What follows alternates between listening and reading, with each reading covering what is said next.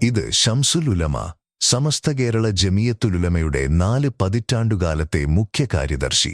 വിജ്ഞാന ലോകത്ത് തെളിഞ്ഞുനിന്ന പണ്ഡിത സൂര്യൻ. ഹൃദയാന്തരങ്ങളിലേക്ക് ആത്മജ്ഞാനത്തിന്റെ പ്രഭ പരത്തിയ സൂഫി ചക്രവാളത്തിലെ പണ്ഡിത ജ്യോതിസ്. ഇത് റയീസുൽ മുഹഖിഖീൻ കണ്ണിയത്ത് ഉസ്താദ്.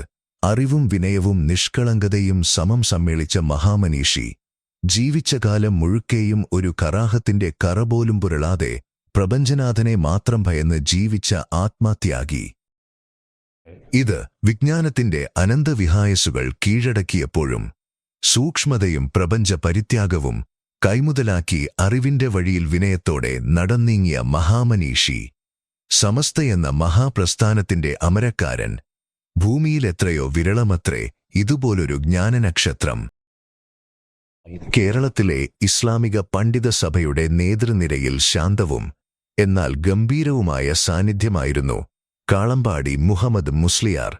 പാണ്ഡിത്യം കൊണ്ട് ഔന്നിത്യം പ്രാപിക്കുമ്പോഴും വിനയം കൊണ്ട് വിനീതനാവുക എന്ന പ്രവാചക മാതൃകയായിരുന്നു അദ്ദേഹത്തിന്റെ ജീവിതം. സൈനുൽ ഉലമ, കർമ്മശാസ്ത്രത്തിന്റെ ആഴവും പരപ്പുമറിഞ്ഞ കർമ്മയോഗി. തന്റെ കുശാഗ്രബുദ്ധിയും ദീർഘവീക്ഷണവും കൊണ്ട് സമസ്തയെന്ന വടവൃക്ഷത്തെ ശംസുൽ ഉലമയ്ക്ക് ശേഷം ദീർഘകാലം നയിച്ച മുഖ്യകാര്യദർശി. ഇത് സമസ്തയെന്ന സുന്നത്ത് വിശുദ്ധ പാതയ്ക്ക് 100 വർഷങ്ങൾക്കപ്പുറം വിത്തുപാകിയ അഹ്ലുബൈത്തിന്റെ പൊൻതാരകം. വരക്കൽ സയ്യിദ് ബാലവി മുല്ലക്കോയ തങ്ങൾ.